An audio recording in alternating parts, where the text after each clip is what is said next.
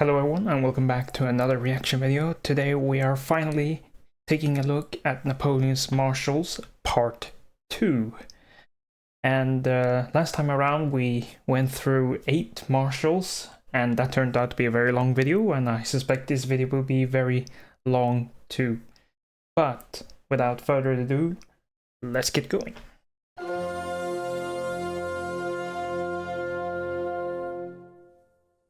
Terror belli, decus pacis. Terror in war, ornament in peace.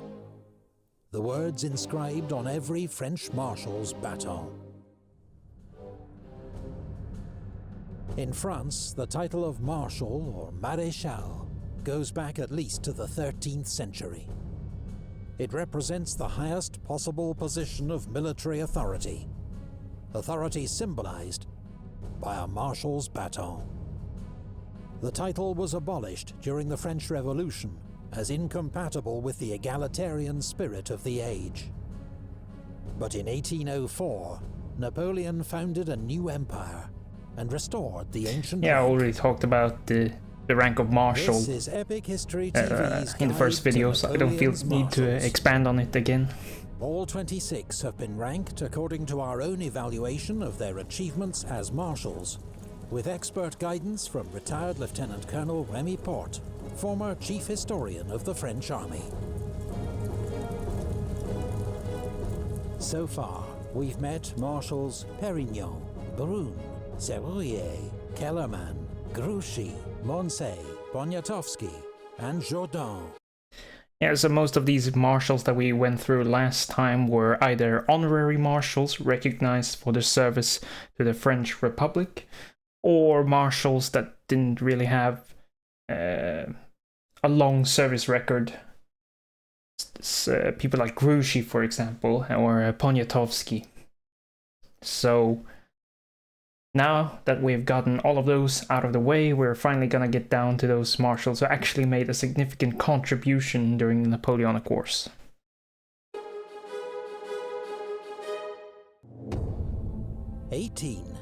Marshal Bernadotte. Ah yes, Bernadotte. There will be much said about Bernadotte in this video, I can promise you that, because I am from Sweden. Marshal Bernadotte was a king of Sweden, one of the greatest kings in my estimation. But his record during the Napoleonic War is distinctly more controversial. And as the quote here implies, I can only say that Bernadotte let me down. I can accuse him of ingratitude, but not of treason. And those words speaks to the complex relationship between Napoleon and Bernadotte, as I'm sure the video will highlight.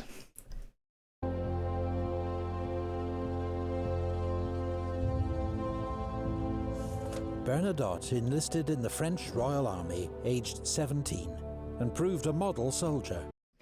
Yeah, so a bit of more background on Bernadotte. He is born in Gascony, in the Gascony region of France. He was the youngest of 5 children, and his father was a prosperous master tailor. And with that background, he could ensure that his children got some decent education. And after his father's death in 1780, he abandoned his legal studies to join the Royal Maritime Regiment.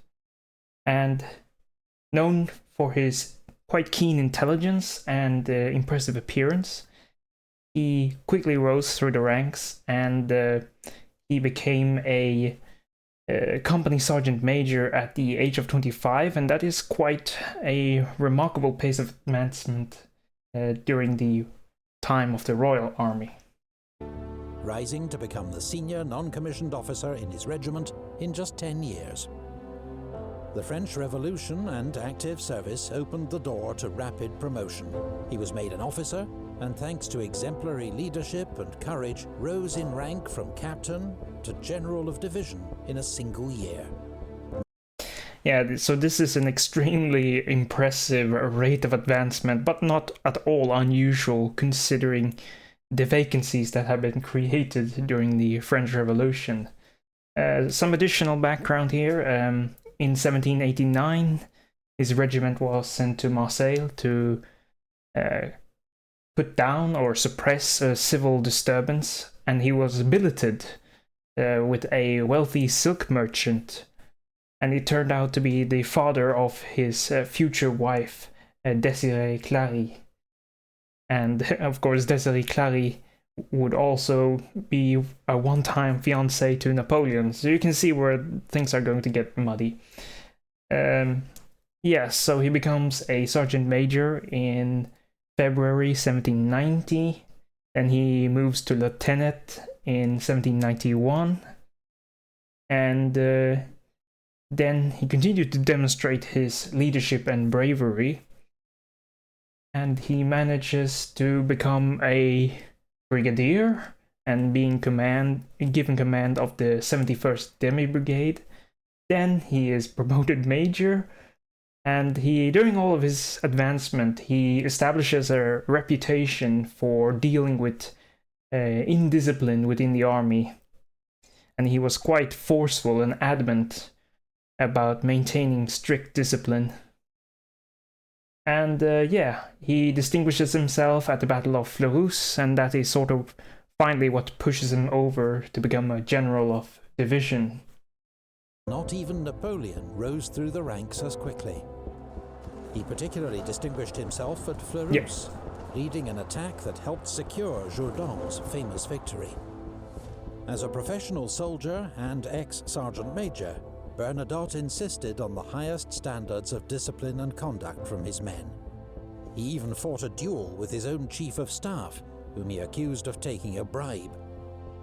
In 1797, Bernadotte was transferred to Italy, where he served under Napoleon's command for the first time.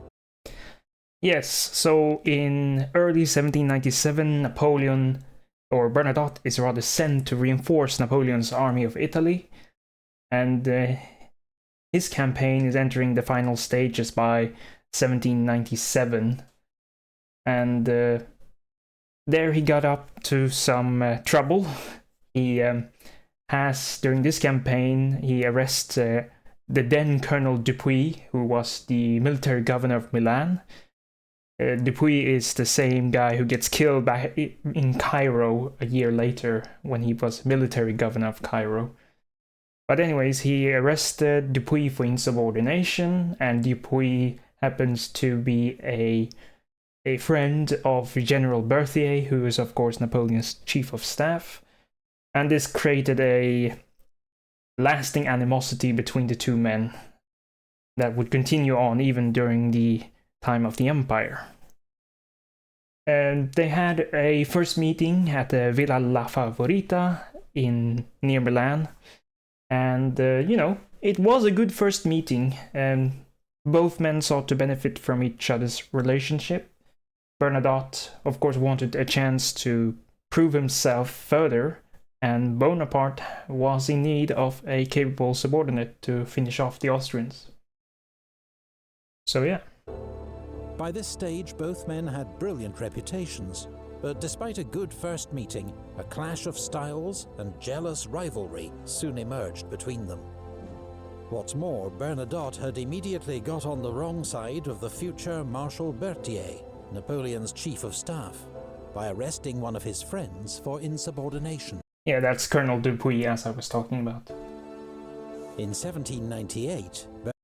Okay, he's moving on to 1798. I just want to mention some details from Bernadotte's performance during the Italian campaign. He led the vanguard of the right wing under Napoleon's command, and he demonstrated considerable personal bravery during this campaign, because during a crossing of the Tagliamento River, he actually personally rescued two men who had been swept away by the currents of the river. So that's an interesting anecdote. Well, it's not really an anecdote, it happened. Yeah, and after the armistice with the Austrians was signed, Napoleon was kind enough to send Bernadotte to Paris to present the captured Austrian standards to the Directory. And this was done both to honor him and his services during the campaign, but also because Napoleon recognized that Bernadotte was quite a popular general himself, and kind of wanted to get some distance from him. So yeah. And moving on. Bernadotte married Napoleon's ex-fiancée, Désirée Clary. Her sister Julie was married to Napoleon's brother, Joseph, meaning Bernadotte was now family. But when Napoleon asked Bernadotte to support his coup of 18 Brumaire... Alright, so before we move on to the coup of 18 Brumaire, I just want to fill in again, and this is what I do. In 1798, the same year he got married to Désirée Clary, he was actually appointed by the Directory to be the ambassador to Austria. It is a role, with hindsight, that seemed quite destined for failure, considering his revolutionary background, and he is going to be the ambassador in one of the most protocol-ridden courts in all of Europe. Upon arriving at the border of Austria, he actually arrived without his credentials as an ambassador, so he wasn't let in, but he threatened war if he was turned back, and they let him through. In Vienna, the reactions to Bernadotte as an ambassador was quite mixed. Some admired his very upright charm, while others heavily criticized him for his lack of social graces. And of course, many saw him as a symbol of the revolution and the violence that it brought with it. And he was very open about displaying his Republican principles. Well, and yeah, all of that culminated in a mob actually tearing down the tricolor flag at the embassy and sacking the building. And yeah, Bernadotte complained about the security and that the Austrians sort of let this happen, and they didn't really listen to him. So he left after a few months. So his stint as Austrian ambassador was not successful, and Napoleon actually criticized Bernadotte for not considering the Austrian sensitivities, but the Directory actually supported Bernadotte, and well, they patched up their relations with Austria. It wasn't a big deal or anything. And instead they offered him another ambassadorship at The Hague instead. But he didn't want the job, so while he waited for a better posting, that's when he married Désirée Clary. So now he's basically Napoleon's brother-in-law, and that's interesting. He refused, though he did not actively oppose it. Napoleon suspected Bernadotte of conspiring against him, but the Clary sisters helped to keep the peace. Yeah, so during Napoleon's famous coup of the 18th Brumaire, which we will cover eventually, he was invited to participate by Napoleon. And he took a neutral stance, you could say, and that's what he did during the previous coup, the coup of 18 Fructidor. And he declined to act against the established order, but he also noticeably did not defend it, and he cited a lack of official order to prevent the coup or whatever. But Bernadotte sort of always stood on the sideline during these sort of events, and in one way he could have actually played a bigger role during all of these events, because he had the clout to do so, and he perhaps could have become a more prominent figure later on. Maybe not eclipsing Napoleon, but but there are some advantages of staying neutral, of course, and he would go on to have a successful career nonetheless. Throughout this period, Bernadotte held key posts as Minister of War in 1799, Commander of the Army of the West in 1800, and Governor of Hanover in 1804, proving highly effective in each role. Yes, so let's go through his appointments here. In July 1799, he's appointed Minister of War, actually with the support of both Joseph and Lucien Bonaparte, and he brought his same battlefield zeal to this office. He demanded funds and supplies for the military. He issued motivational orders to the various commanders and troops. But CS, who is one of the plotters, who was the second consul, he was very concerned about Bernadotte's rising popularity and had him removed from office in September that year. So he wasn't Minister of War for very long. And yeah, he was then appointed commander of the Army of the West, and that was a command that would involve to counter a potential British invasion fleet or a British landing.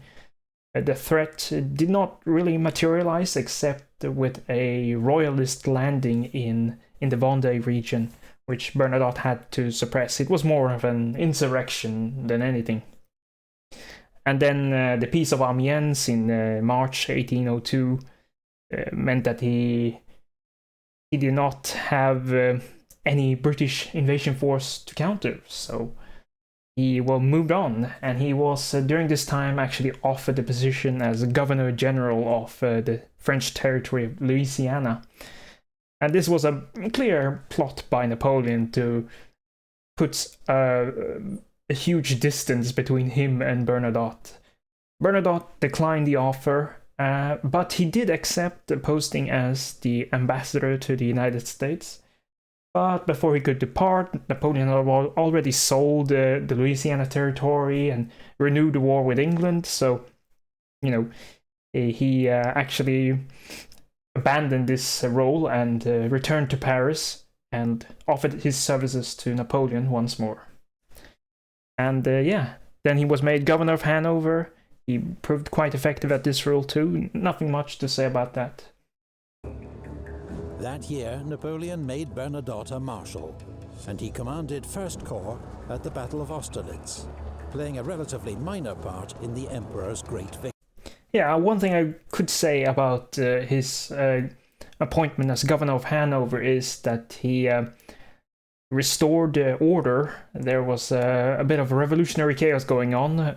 He restored order among the troops, and he made sure to protect the property of the inhabitants of Hanover.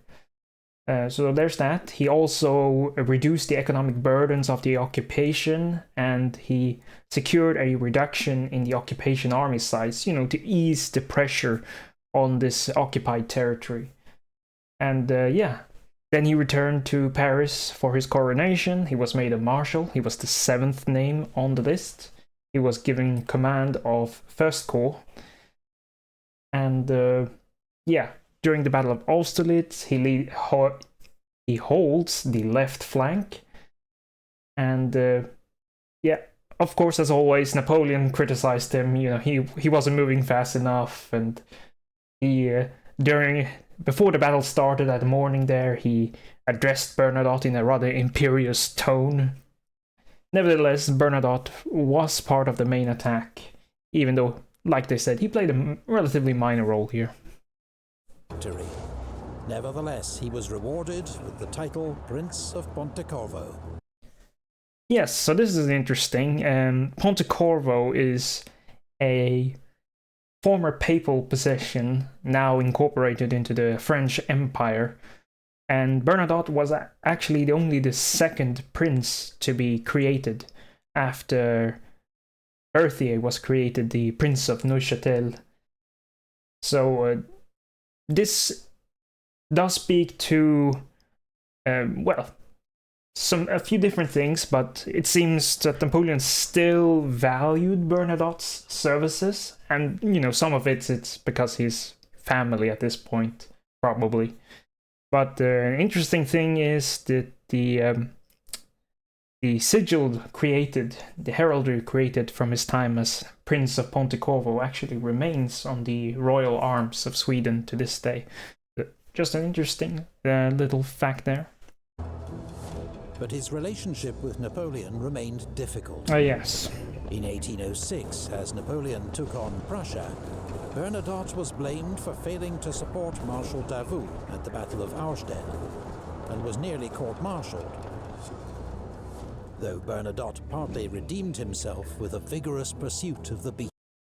Yeah, I've already discussed at length Bernadotte's performance at the Battle of Jena Auerstedt and what I think about it, so we don't need to go into that again. Prussians. The next year, he missed the Battle of Eylau after his orders were intercepted by the Russians, and a gunshot wound to the neck meant he also missed the Battle of Friedland, with command of 1st Corps passing to General Victor. When war resumed with Austria in 1809, Bernadotte was given command of the 9th Saxon Corps.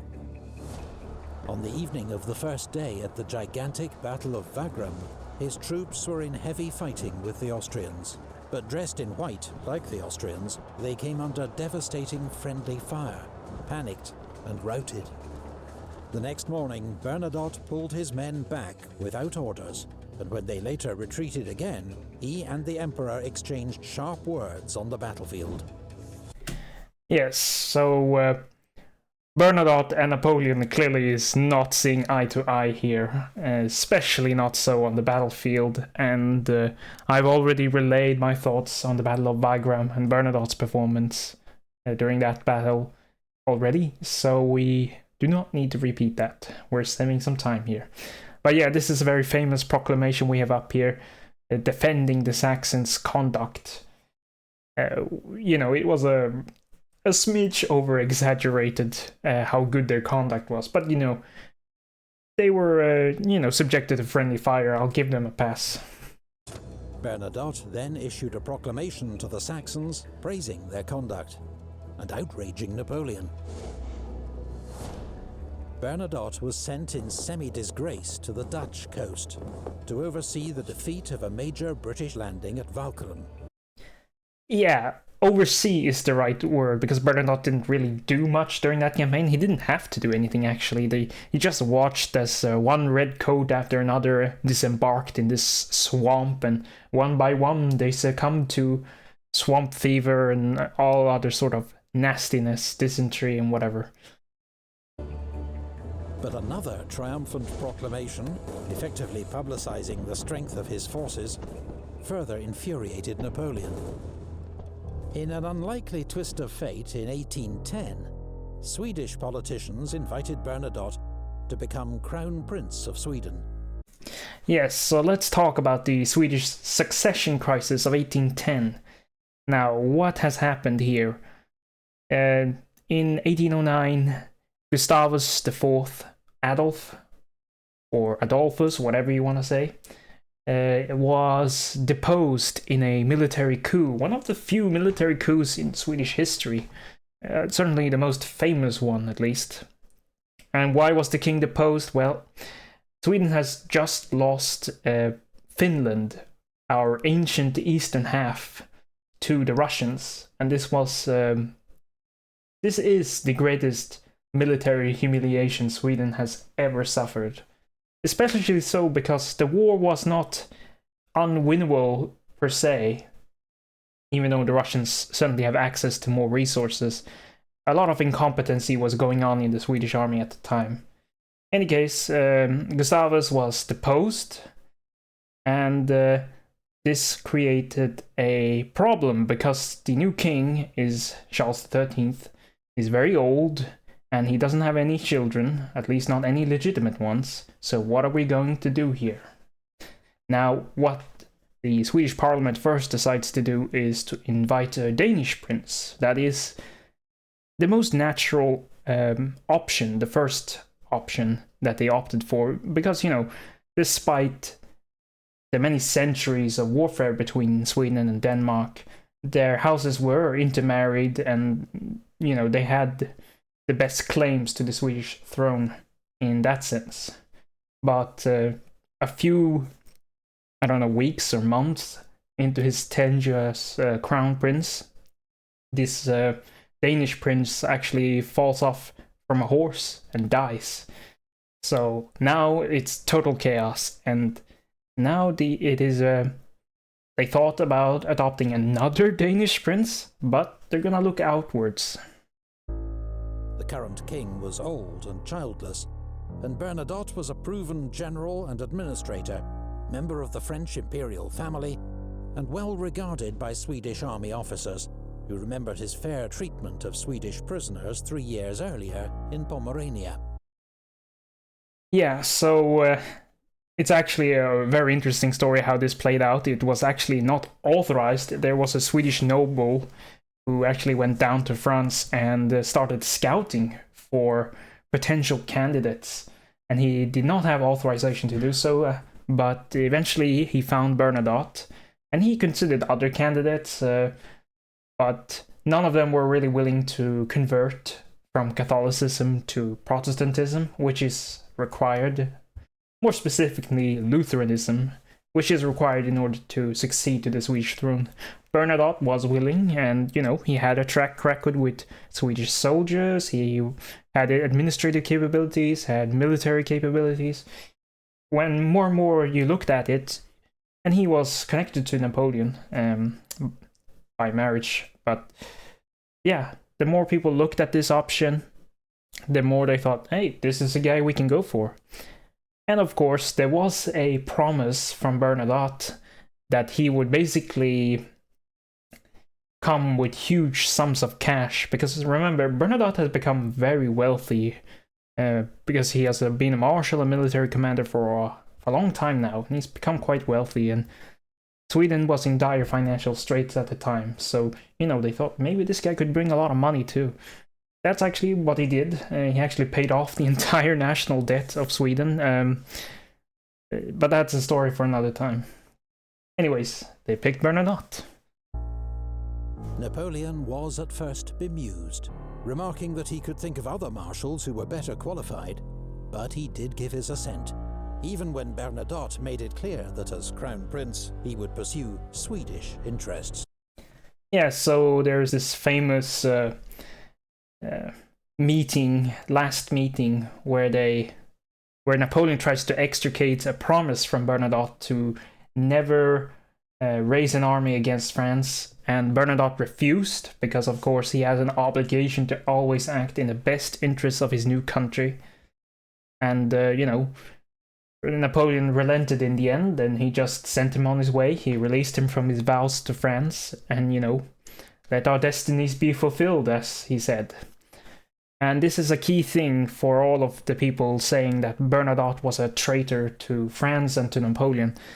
He was released officially from his services to France, his oath to France, and Napoleon knew full well going in that he did not have an assurance that an army from Sweden would never be raised against him. So it is a key difference when comparing to someone like Marshal Murat or Marshal Marmont. He was true to his word. 3 years later, with Napoleon on the ropes after his disastrous invasion of Russia, Crown Prince Bernadotte brought Sweden into the Sixth Coalition and declared war on France. With his insider knowledge, he helped the Allies to devise the Trachenberg Plan, a strategy for defeating Napoleon in Germany by avoiding battle with Napoleon himself and targeting only his marshals. Yeah, so Bernadotte becomes one of the chief architects of the Trachenberg Plan, and he uses his knowledge of the Grande Armée's operations and the marshals themselves to formulate a strategy for defeating Napoleon. And of course, Bernadotte had served among them, and he knew of the many personal rivalries that plagued the French marshals and their respective weaknesses. And as it turns out, this plan was extremely effective in countering Napoleon in Germany. In September, Bernadotte defeated former comrades Marshals Oudinot and Ney at Dennewitz. 5 weeks later, he played a major role in the great Allied victory at Leipzig. Yeah, so something to be said about Bernadotte's 1813 campaign is that he was very distrustful of the Allied powers, because he felt that they were not fulfilling the obligations that had been promised to him, and the Allies in turn felt that Bernadotte was not fulfilling his obligations. And it was sort of a tit for tat, and Emperor Alexander had also intimated that he might be able to put Bernadotte on the French throne after the war. And so Bernadotte was very careful about what sort of engagements he had with the French. He didn't want to engage them unnecessarily, because then he would be seen as a slaughterer of the French, a foreign prince, and he would never be accepted as a French king. Now, the prospects for Bernadotte becoming king of France after the war was slim at best. Perhaps with Russian support, it might have been possible, but the British was never going to go for it. It's highly unlikely we will end up with that scenario in any case. But that helps to explain some of his sluggish actions during the 1813 campaign. Bernadotte's legacy would prove the most lasting of any of Napoleon's marshals. The royal house of Bernadotte sits on the Swedish throne to this day. That they do. Bernadotte was labelled a traitor by Napoleon's supporters, though not by Napoleon himself. He was unquestionably a gifted soldier and administrator. But his personality clash and long-running feud with the emperor meant he was never a great marshal. Yeah, some closing word on Bernadotte. He is and remains one of the most fascinating figures of the Revolutionary and Napoleonic Wars. His journey from a country lawyer almost, he never practiced the profession, but sort of a lawyer in a random small town in southern France, to becoming the king of Sweden.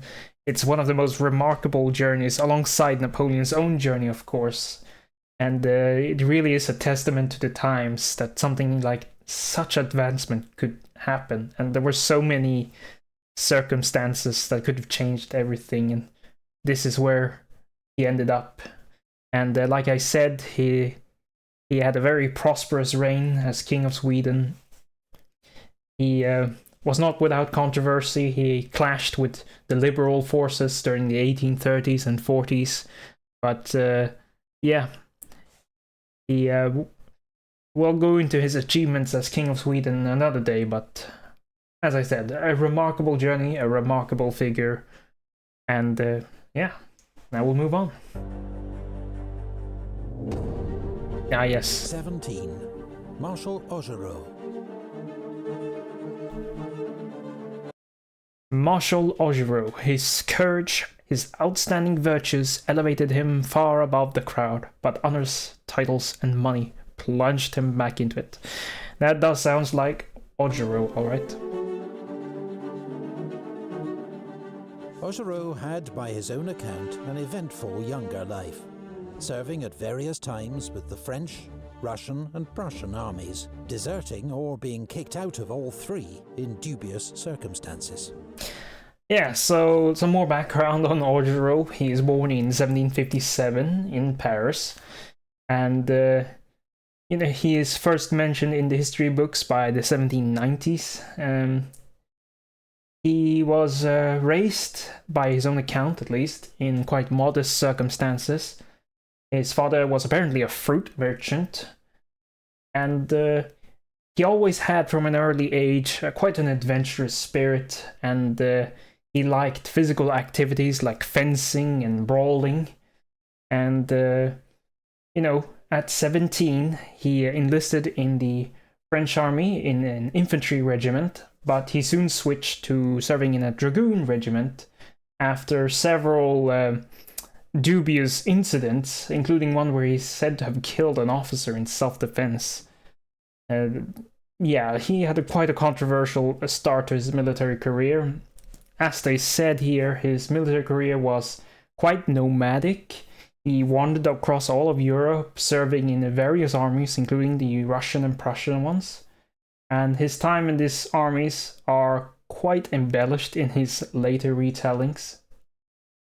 But nevertheless, they provided him with a breadth of military experience and exposure to many different military doctrines, which he mostly embraced the Prussian emphasis on discipline and efficiency. What more can we say? Yeah, the embellished parts are the ones where he claims to have served in Marshal Suvorov's army during his wars against the Turks. And this does not make sense chronologically speaking. It's physically impossible for him to have done so, or at the very least, very questionable. So we should be careful about what we believe from Augereau's own retellings. He briefly earned a living in Dresden as a fencing master, with a feared reputation as a duelist. He embraced the French Revolution and joined a volunteer cavalry regiment known as the German Legion. Yeah, so after wandering Europe, he returns to France, he enlists in the cavalry, he becomes involved in training of troops in Naples, of all places, and he actually met his great love there, Gabrielle Grac, who's she had a character that really matched his own, and the outbreak of the French Revolution in 1789 actually led to his imprisonment while he was in Portugal, in Lisbon, before he could make his escape back to Paris. Augereau has been everywhere at this point, and it's quite an interesting story. Certainly the most unique background of any of the marshals, I would wager to say. But yes, 1792, he emerged for the first time prominently in military affairs. He served in the light cuirassiers of the German Legion, and this was a short-lived volunteer unit that was beset with many internal issues, to say the least, but it was a platform for Augereau to demonstrate his leadership and his combat skills. He was involved in the Vendée campaign of 1793, and he established his reputation during this time, though he was accused of holding royalist sympathies. But I don't put much stock in that. Augereau doesn't seem like a royalist. Before holding various staff and training roles where his experience in the regular Prussian army proved valuable. Yes, so Augereau is promoted general in 1793, serving in the army of the Eastern Pyrenees, and he achieved several great victories here at during his campaigning there, and he demonstrated that he had strategic acumen and battlefield prowess. Promoted to general, Augereau served in the Eastern Pyrenees, where his flair for tactics and bold, decisive action helped win a series of victories over the Spanish. Later serving in Italy under Napoleon, Augereau proved a highly effective divisional commander. The future emperor's reports were glowing. Strong character, firmness, energy, has the habit of war, liked by his men, and lucky. Yeah, but despite his admirable performance during the Italian campaigns serving with Napoleon, his record is quite stained by controversies. He clashed with many fellow generals, including Massena, and he faced many accusations of looting, and these reports are, as far as we can tell, quite accurate. And then he also suffered from declining health, and all of this combined reduced his standing within the military hierarchy, despite being very loyal to Napoleon and the revolutionary cause.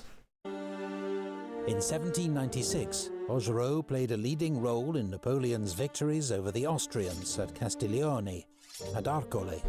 We'll get into more of Augereau's performance when we react to the Italian campaign. In fact, the painting of Augereau's heroism at Arcole Bridge long predates the more famous version by Vernet, in which Napoleon takes center stage, and is an even greater work of fiction. Augereau's standing among fellow generals, however, was damaged by an enthusiasm for looting to rival General Brune. while others were irritated by his loud and boastful manner.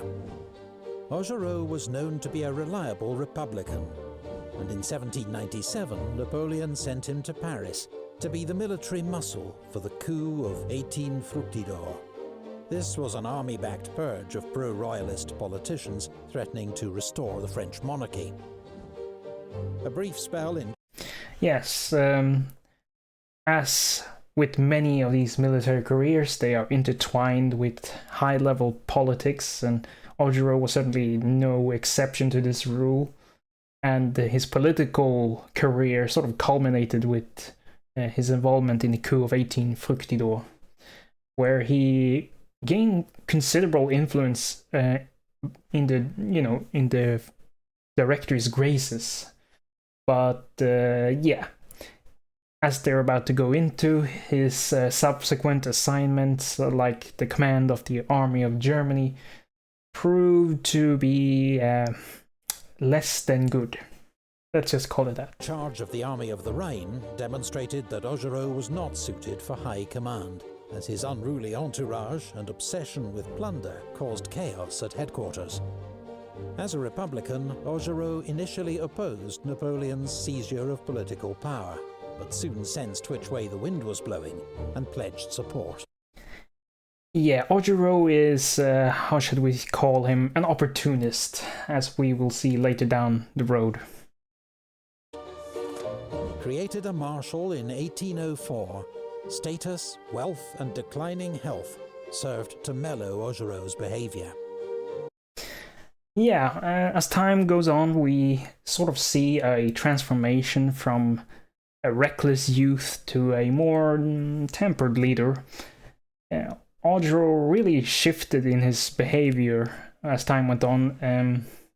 He even became known for his generosity towards his friends and comrades, which is doesn't sound like Augereau of his early years.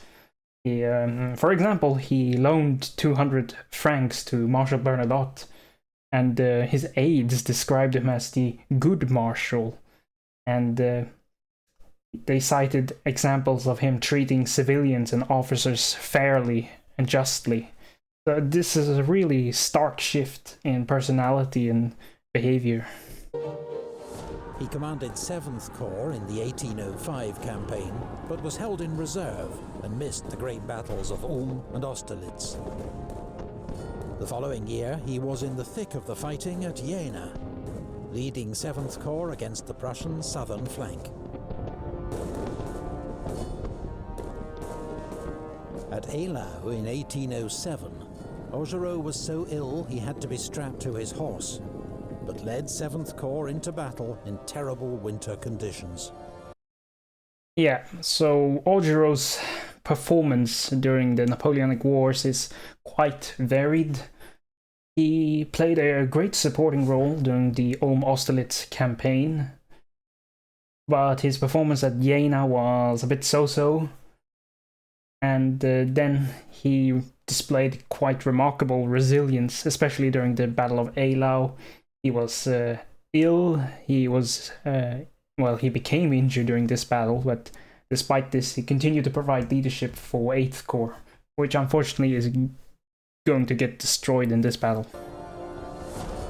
Ordered to advance, his corps lost its way in a blizzard, was mown down by Russian guns, charged and virtually destroyed. Augereau himself was hit and crushed under his own horse. Yikes. He returned to France to recover, but was never the same again. His energy and zeal were gone. During Napoleon's war in Spain, he was sent to replace Saint-Cyr as commander of the Army of Catalonia. He completed the grim 7-month siege of Girona, but was soon replaced by MacDonald for his lackluster performance. In 1812, Augereau commanded depots and reinforcements in the rear, as the Grande Armée marched to its destruction in Russia. Yeah, so Augereau is mostly spent at this point, and he's only being used in reserve actions. But you know, those people are needed too, and there's nothing shameful about that. Augereau just really peaked during the Revolutionary Wars, and then he steadily declines as time goes on. However, at Leipzig he was briefly back to his best, inspiring his small corps of conscripts to fight for several key villages in the south in the face of relentless Austrian attack. In 1814, Napoleon gave Augereau command of the Army of the Rhone, but he surrendered Lyon without a fight. Yeah, so in 1814 he was entrusted with the command of the Army of the Rhone, but it was a terrible command for him. He was indecisive and he did not capitalize on opportunities, and rightly he lost the favor of Napoleon and was dismissed. And on news of Napoleon's abdication, denounced his former emperor as a man who, having sacrificed millions of victims to his cruel ambitions, has not known how to die like a soldier. That's very rich coming from a guy known for his ill treatment and looting, and I don't know. Augereau is an extreme hypocrite. When Napoleon returned from exile in 1815, Augereau proclaimed his loyalty once more, but the emperor was not interested. Augereau was stripped of his baton and died the next year. Yeah, what can we say about Augereau? His legacy is quite mixed, to say the least. Undoubtedly, he was a skilled military leader. He was very brave in battle, yet he was very prone to moral ambiguities and personal failings, and in many ways his life sort of epitomizes this turbulent era of revolutionary and Napoleonic France. Ambition and loyalty often clashed, and in many ways left behind a legacy of both admiration and critique. So, very mixed, Marshall. Very not clear-cut on how I feel about him. It's, 16. This is a guy that I have deep respect and admiration for, unlike Augereau. Lefebvre is one of the original giga-chads of history. Marshal Lefebvre. A truly brave man who does not concern himself with the maneuvers on his left and right, but thinks only of fighting well and is not afraid to die.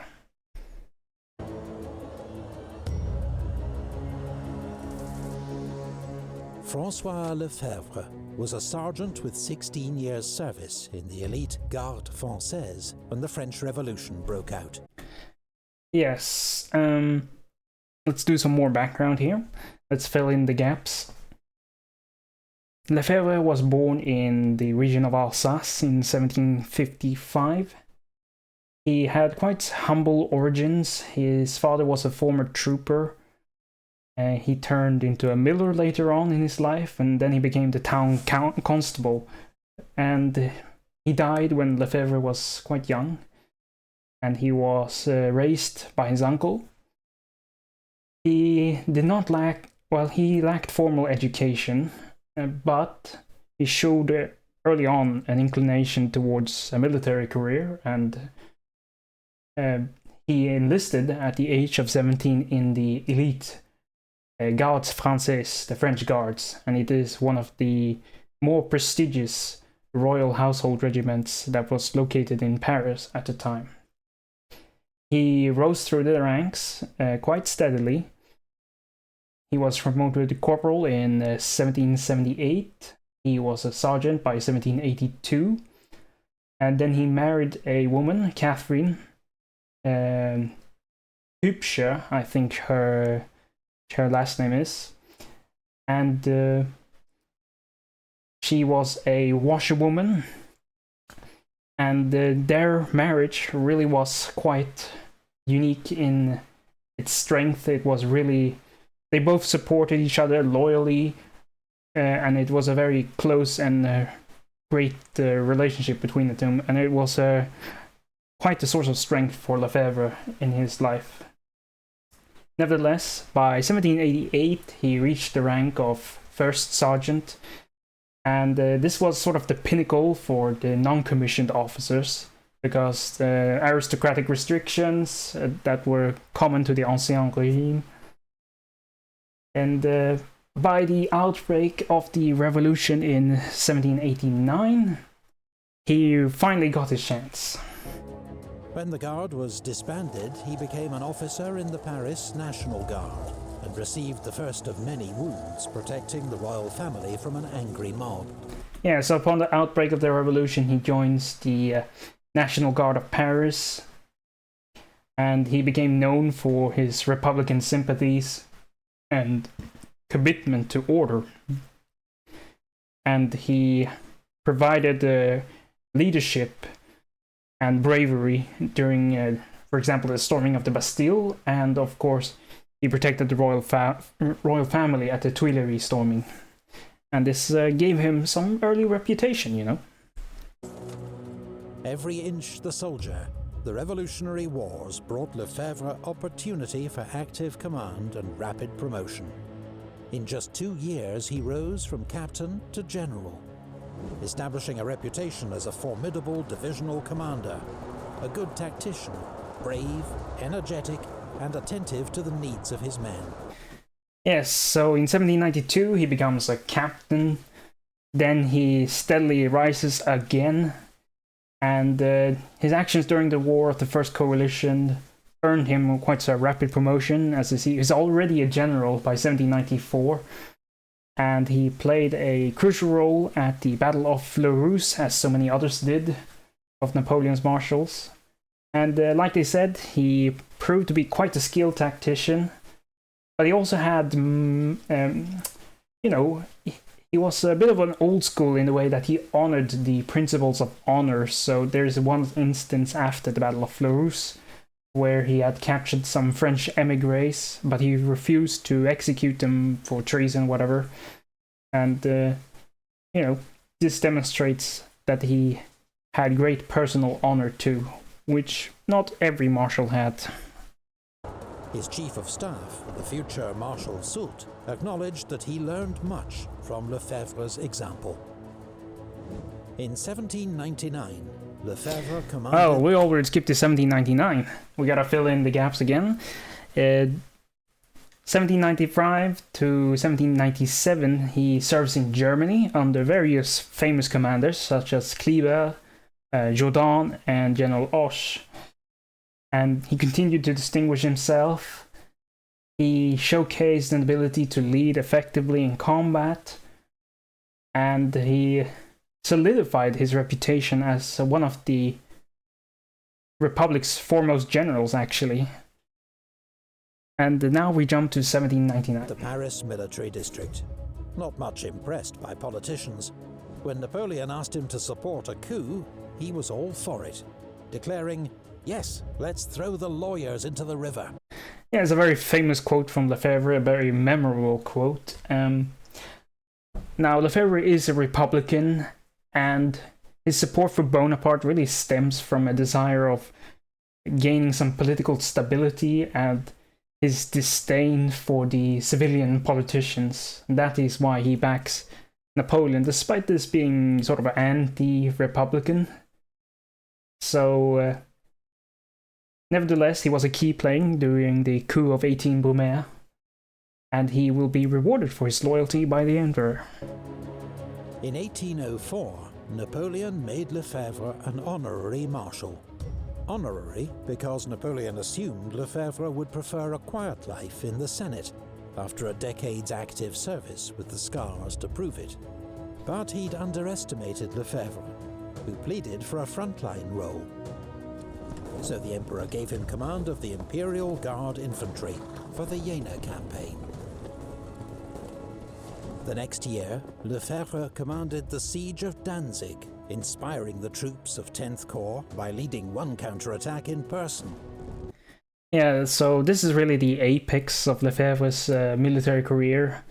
The siege of Danzig was a very skillfully conducted siege, and it was only possible through Lefebvre's leadership against the Russo-Prussian forces that the city of Danzig was going to be taken. So he was actually given the title Duke of Danzig for this, as I'm sure you'll mention. After the successful conclusion of the siege, Napoleon awarded Lefebvre the title Duke of Danzig. There we go. Lefebvre's record as a corps commander was mixed. Yeah. In Spain, he exasperated Napoleon by twice ignoring orders. But in 1809, when Archduke Charles of Austria launched a sudden attack on Bavaria, Lefebvre's Bavarian 7th Corps was crucial in slowing the enemy advance, until Napoleon arrived to take charge. He was then given the difficult task of suppressing a popular revolt in the Tyrol, led by Andreas Hofer, which he achieved despite some early setbacks. I think I talked about this rebellion in the For the invasion of Russia, Napoleonic Wars Lefebvre series. commanded the infantry of the Old Guard. During the retreat from Moscow, the 57-year-old Marshal insisted on marching on foot at the head of the guard all the way. This guy, I mean, he has earned his accolades, and he was entitled to sit on horseback, and nope, he's gonna march on foot all the way despite being near 60 years old. That act alone earns so much respect and admiration on my part that Lefebvre may be ranked 16 in terms of overall military capability as a marshal, but in terms of personal bravery and honor, he ranks right up there at the top. At the end of the retreat, he was devastated to learn that his son, a 27-year-old general, was among nearly 100,000 men who had not survived the march. He had been Lefebvre's last surviving child, of 14. Can you imagine that? Losing all of your children before you. 14 of them too. I'm not sure if... I'm certain some of them must have died in childbirth, but still, that is just devastating. And yet, despite this, he kept going. After a year recovering from exhaustion and grief, Lefebvre returned to lead the Old Guard one last time in the defense of France, and was in heavy fighting at Montmiral and Montereau. But in April 1814, he was one of the marshals who confronted Napoleon with the reality of his position and forced him to abdicate. Lefebvre and his wife, an ex-washerwoman turned duchess, were famous for their lack of airs and graces, for honest, blunt speech, and for always helping out old comrades. When a friend commented on Lefebvre's wealth and titles, the marshal invited him into the courtyard. "I'll have 10 shots at you with a musket at 30 paces, he told him. "If I miss, the whole estate is yours." When the friend declined, Lefebvre added, "I had 1,000 bullets fired at me from closer before I got all this." This anecdote is great. It really says everything you need to know about Marshal Lefebvre and what kind of a guy he is. I love these anecdotes. They are hilarious. Lefebvre was too exhausted to take an active role in the Waterloo campaign, though he accepted a role as a senator under Napoleon, which led to a brief period in disgrace when the Bourbons returned. His rank and honors were restored to him a year before his death. What can we say about Lefebvre? He was not an exceptional general, but he did provide steadfast military service and unwavering loyalty both to Napoleon and his country. And he always helped out his fellow soldier on the battlefield and beyond. And he really was one of the few marshals that literally oozed personal integrity. and he was quite a decent tactician too, while under Napoleon's supervision. So yeah, hats off to Lefebvre. 1820. 15. Marshal Mortier. Marshal Mortier. The three best of my generals were Davout, Soult, and Bessières. Mortier was the most feeble. That's kind of a mean comment by Napoleon. Mortier was not all that bad, actually. Actually, he was quite well liked.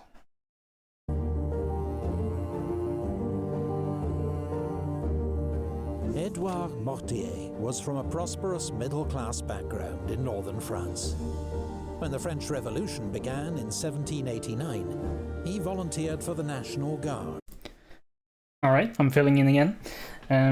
He was born in 1768 in northern France. He was the sixth child to a prosperous silk merchant and an English-born mother.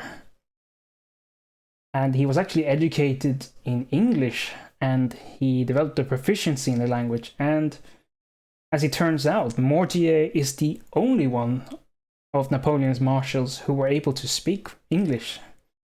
There you go.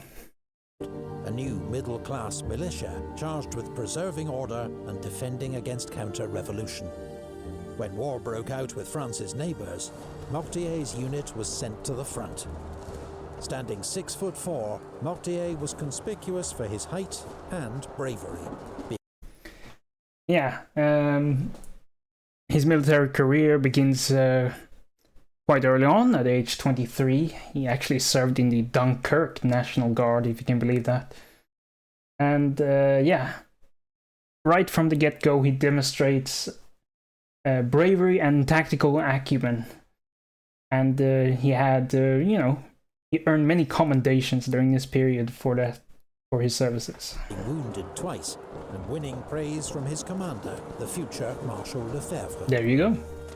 In 1799, Mortier fought under General Massena's command at the Second Battle at Zurich, helping to defeat the Russians and winning promotion to the rank of General of Division.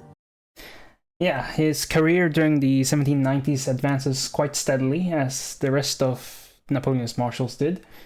He distinguished himself at the Battle of Hohenschauer, and he later served actually as a staff officer, so he proved that he not only had combat skills but also administrative talents. And his service, he served along many famous generals like Kleber and the future Marshal Soult, and he was quite resourceful, as it turns out. Mortier then spent 3 years commanding the Paris military district. His efficiency impressed the new first consul, Napoleon Bonaparte, who chose him for an important mission in 1803, the occupation of Hanover, a German state belonging to the Hanoverian kings of Britain, with whom France was, once more, at war. Mortier carried out this assignment with tact and diplomacy, ensuring the occupation was unopposed. This delighted Napoleon, who rewarded him a year later with the rank of Marshal. Yeah, so 1803 really is the turning point in Marshal Mortier's career. This invasion of Hanover, as he said, was basically flawless from start to finish, despite the many challenges involved in the campaign, and this really endeared him to Napoleon and virtually all but guaranteed that he would become a marshal the next year. Following Napoleon's victory over the Austrians at Ulm in 1805, Mortier and his new 8th Corps led the pursuit of the retreating Russians, but became encircled by a much larger force at Durenstein. Mortier fought his way out of the trap with a nighttime bayonet charge, a remarkable escape, but his corps suffered heavy losses. Mortier and 8th Corps were in a supporting role for the Jena campaign of 1806. But the next year at Friedland, his corps played an important role holding Napoleon's left wing, as the Emperor inflicted a devastating defeat on the Russians. Mortier was well liked by all, and almost uniquely did not engage in feuds and rivalries with the other marshals. Yeah, in that respect, Mortier certainly is quite the enigma. Like, how could you not have come into conflict with any of these guys with all of their self-inflated egos and bravado? I mean, I don't know how he did it, but credit to him. Oudinot was a particular friend. In East Prussia, their party trick was to snuff out the candles with pistol shots. They always paid generous compensation for damage caused. That's nice of them. At least they compensated people for it, for the trouble, and I'm sure they were very generous. Probably paying a lot more than they had to. But you know, entertainment was, especially on campaign, was not easy to be found, so you know, I don't blame him. This seems like a fun game. In 1808, Mortier joined Napoleon for the invasion of Spain and commanded 5th Corps at the brutal siege of Zaragoza. He then helped win a series of victories over Spanish forces, including the crushing victory at Ocaña, operating alongside another friend, Marshal Soult. How can you be friend with Soult? This guy has such a cold personality from what I've gathered. I don't know how he does it. Clearly he has some kind of charisma. Mortier was recalled to France to organize and train the Young Guard, a new junior unit of the Imperial Guard, made up of the best conscripts from each year's intake. Yes, the Young Guard is probably one of the best units of the Napoleonic Wars, actually. And it proved itself on so many occasions during so many campaigns. And this is the division of the Imperial Guard that actually did the most work during the entirety of the Napoleonic Wars. The Middle Guard, I don't really know why Napoleon created the Middle Guard. It was sort of unnecessary and just drained competence from the regular corps, but I digress. And then there's the Old Guard, of course. These guys was very important at the end, especially during the 1814 campaign, but the Old Guard certainly was the most elite and best unit, no doubts about it, but the Young Guard was the most active unit and the most proven one in that respect. Mortier led the Young Guard in Russia in 1812, but was powerless to prevent the Corps' destruction on that campaign. First through exhaustion and disease on the march to Moscow, then on the retreat, where his surviving troops were effectively sacrificed to hold open the road at Krasny. Yeah, the Battle of Krasny was brutal for Mortier's corps. He sort of had to use his remaining men to hold open the road. And this was essential because the retreat would have been even worse than it became if it were not for Mortier's personal leadership here during this time of crisis. And allow the army's escape. Mortier continued to command the Young Guard during Napoleon's campaigns in Germany and France, and was never far from the action. At Lutzen, he was trapped under his wounded horse, was in heavy fighting at Leipzig, and had his hat shot through outside Paris. In 1814, the final defense of the French capital fell to troops under Mortier and Marmont, with support from Marshal Moncey's National Guard. Mortier told his men, "We have not enough troops to resist their large armies for long, but today, more than ever before, we are fighting for our honor." Yes, so Mortier plays a very crucial role in the defense of Paris in 1814. Even though the defense was always doomed to fail, it was nevertheless a courageous and brave resistance against the Allied powers. And, you know, it gave Napoleon at least a chance to get back and lead the defense in person, but it was not to be. When Napoleon returned from exile in 1815, he wanted Mortier to resume his customary role at the head of the Young Guard, but a severe attack of sciatica prevented him joining the Emperor at Waterloo. Napoleon never regarded Mortier as suitable for major independent command, but his loyalty and conduct were always beyond reproach. He went on to serve the restored monarchy as ambassador to Russia and briefly minister for war. In 1835, he was riding beside King Louis-Philippe in a public parade when an assassin opened fire with a homemade multi-barreled gun. The king received a minor wound, but Marshal Mortier and 17 others were killed.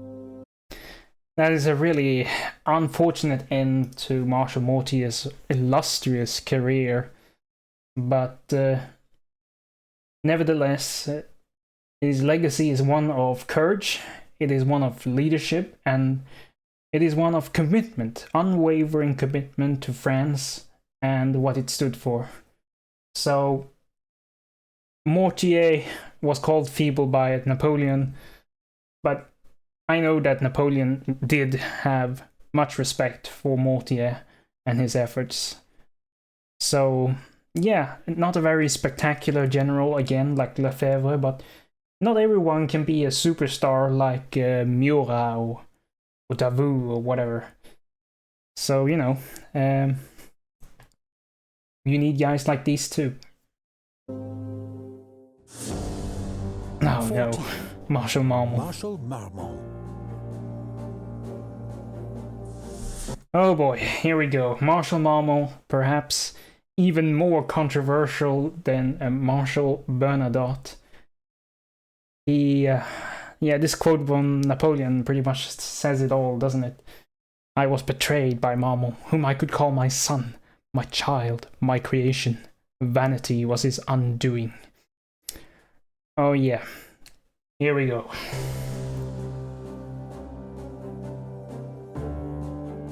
Marmont, like Napoleon, was a trained artillery officer and met the future emperor for the first time at the Siege of Toulon, where Napoleon made his name.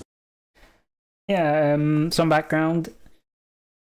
Marmont was born at Châtillon-sur-Seine in 1774, and it seems like he was always destined to be an artillery officer. And like it says here, he was commissioned a sous lieutenant in the 1st Artillery Regiment in 1792 and was with Napoleon and so many others were actually with Napoleon during the Siege of Toulon, but Marmont is one of them. And there they developed a friendship and a strong professional bond, and their shared interest in artillery was crucial here. They formed a friendship, and when Napoleon was given command of the French army in Italy, he took Major Marmont with him as an aide-de-camp. Marmont distinguished himself at several of Napoleon's early victories in Italy, and was commanding his own artillery regiment by the age of 23. That is very impressive, even by revolutionary standards. I feel like I have to point that out. As part of Napoleon's inner circle, Marmont accompanied him on his expedition to Egypt in 1798, fighting in the battles of Alexandria and the Pyramids. Naturally, he backed Napoleon's coup of 18 Brumaire, as Napoleon overthrew the Directory and made himself first consul of France. 6 months later, Napoleon led an army over the Alps into Italy. It was his artillery commander, General Marmont, who figured out how to get the cannon through the mountain passes using man-hauled sledges. At the ensuing Battle of Marengo, Marmont's skilled handling of the artillery helped Napoleon to win a decisive victory over the Second Coalition. Marmont's efforts during the Battle of Marengo were crucial in order to secure victory here, because Napoleon really was in a bad spot during the first half of this battle. But he managed to turn it around, and Marmont was a crucial component of that comeback. 2 years later, Marmont was made Inspector General of Artillery, working with Napoleon to implement reforms that improved firepower, mobility, and supply. Yep, Inspector General of Artillery was a really big role especially under someone like Napoleon. And it was during this time he quite literally spearheaded the reforms that revolutionized French artillery capabilities, and he really helped enhance the mobility and firepower of French artillery, and these innovations were crucial in sustaining Napoleon's military dominance throughout his entire reign. So artillery was always a specialty of Napoleon's. It was also Marmont's specialty, and together they made quite a brilliant team. And this is also the first time where he really gets to show off his administrative capabilities, and as it turns out, Marmont is quite proficient at that. Marmont was bitterly disappointed not to be among the first marshals created in 1804. But he was still only 29, and Napoleon assured him that time was on his side.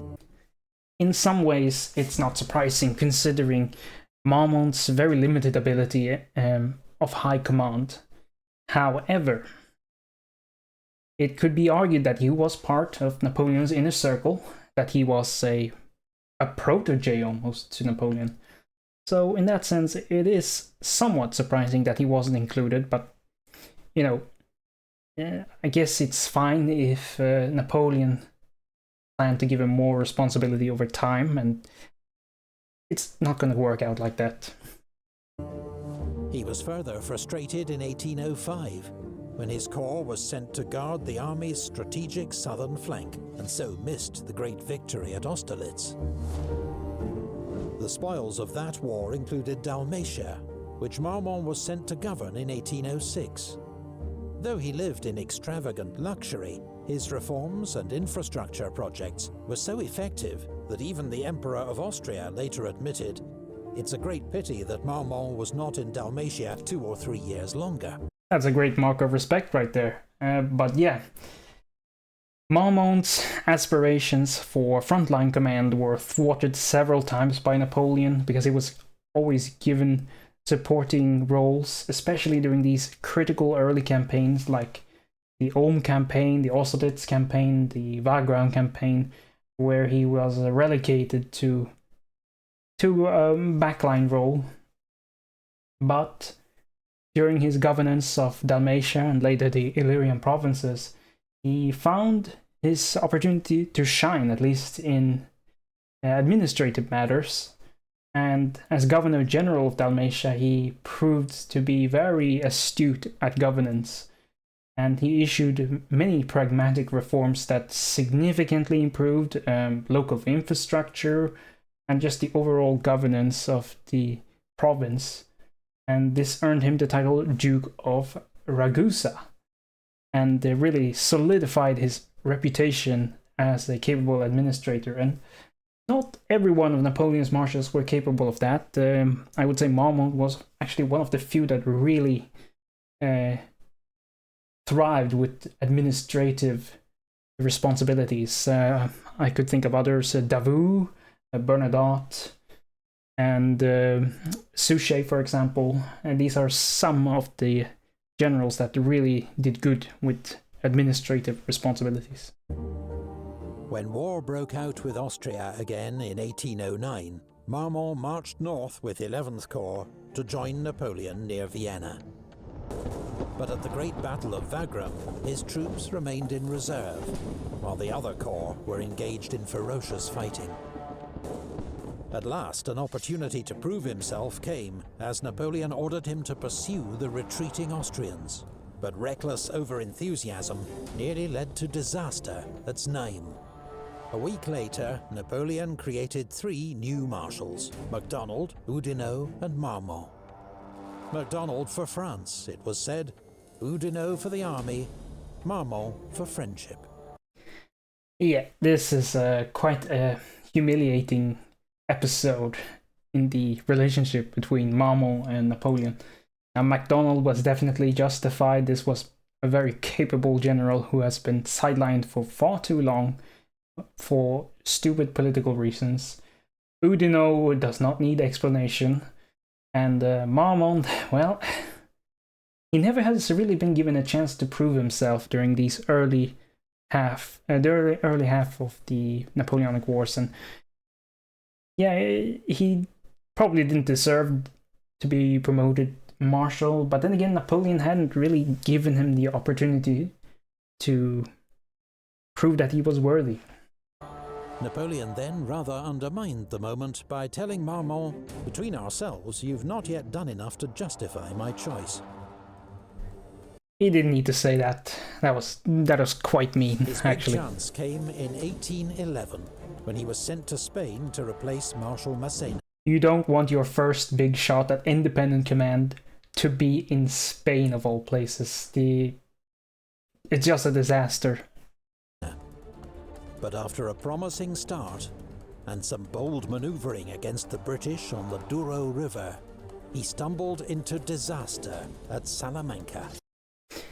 Now, to be fair to Marmont here, he was facing Wellington, and Wellington is arguably better than Napoleon. I don't think so. I think Wellington is the second best general during this era.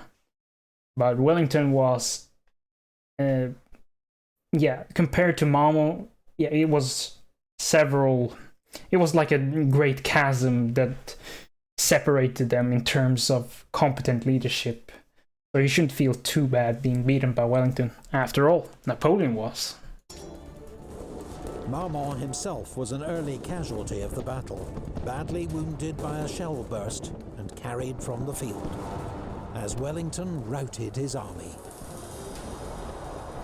Yeah, Salamanca was a great strategic mistake because he acted on assumptions that Wellington was retreating when he was not. And assumptions are very dangerous things, especially so when it comes to military matters. After convalescing in France, Marmont was back with the Grande Armée in 1813, as Napoleon battled to save his empire.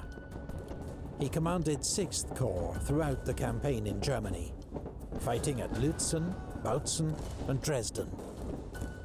At Leipzig, he held the northern sector with skill and determination, making Blücher's Prussians pay a high price for the village of Möckern. Marmont played an important role in Napoleon's 1814 defense of France, shadowing Blücher's movements along the Marne River and guarding the road to Paris. But by now he was showing signs of exhaustion and disillusion. Yeah, so Marmont's performance during the 1813 campaign demonstrates that he did have the capabilities of high command, but he, like I said before, he should have been given this opportunity earlier so that he could learn to gain experience at high command. His first high command should not be to be thrust into the most difficult theater of all, the Iberian Peninsula. But I have no control over Napoleon's personnel appointments, sad to say. At the Battle of Laon, he allowed his corps to be surprised by the enemy, with heavy loss. Napoleon's stinging criticism may have been the moment that ended Marmont's loyalty. Yeah, the Battle of Laon in 1814 is the pivotal moment for Marmont, or the relationship between Napoleon and Marmont, where both sides were disillusioned and the rift just kept growing. And it's quite unfortunate how all this turned out. He was the senior marshal in Paris when the Allies attacked on the 30th of March. After a day's fighting and facing inevitable defeat, he negotiated the city's surrender. 5 days later, with Napoleon at Fontainebleau still planning to march on Paris, Marmont marched his corps over to the Allied lines and surrendered. Yeah. Napoleon was shocked at this betrayal by one of his oldest comrades. He'd already been persuaded that he must try to abdicate in favor of his 3-year-old son. Now he accepted that he must abdicate without conditions. Whether Marmont acted to save lives, out of self-interest or spite, or a combination of all three, remains the subject of heated debate. I believe it's a combination of all three. humans are not black and white in their character, I found studying history. And yeah, it was likely a mix of all of those things. Just it all kept piling on, and in the end, Marmont just had enough with all of it. We do know that he was well rewarded by the restored Bourbon king. That he was. He received many honors from the restored Bourbon monarchy. He received a title, he received land, but he never regained trust among his former comrades, or the public for that matter. He participated in condemning Marshal Ney in 1815, voted for his death penalty, and that tarnished his reputation even more among Bonaparte loyalists. And he didn't join Napoleon during the 100 Days, so yeah, all of this combined meant that he was literally a pariah. And never forgiven by Bonaparte loyalists. As military commander of Paris in 1830, Marmont could not prevent the next revolution. Yeah, the July Revolution of 1830, another one of France's many revolutions. Yeah, nothing he could do about that. And had to flee France. He spent the rest of his life in exile, becoming tutor while he was in Vienna to Napoleon's son, the Duke of Reichstadt. The irony is not lost on anyone. He was the last of Napoleon's marshals to die, in Venice, in 1852. Yeah, so in his last years, Marmont retreated. After he went into exile, he retreated into scholarly pursuits and scientific interests, and he reflected on his tumultuous life in memoirs and with travel, and he spent his final days in Venice, as depicted here. He was estranged from his homeland, and he was largely forgotten by his contemporaries. And in the end, his legacy remains one of a paradox. He was a talented military commander whose successes were overshadowed by his critical failures and his act of betrayal, and that is what came to define his place in history. This is one of the unfortunate personal tragedies of the Napoleonic Wars. And it did not need to end this way, but it did. And Marmont is forever condemned a traitor. So it goes. Bernadotte, Augereau, Lefebvre, Mortier, Marmont. 13 down, 13 to go. Join us for part 3 when we'll continue the countdown, coming soon. Thanks again. Alright, that was Napoleon's Marshals Part 2. Finally got around to it. This video is going to be super long. Might have to split it up into 2 parts, but the video length should decrease when the amount of marshals depicted in each part decreases.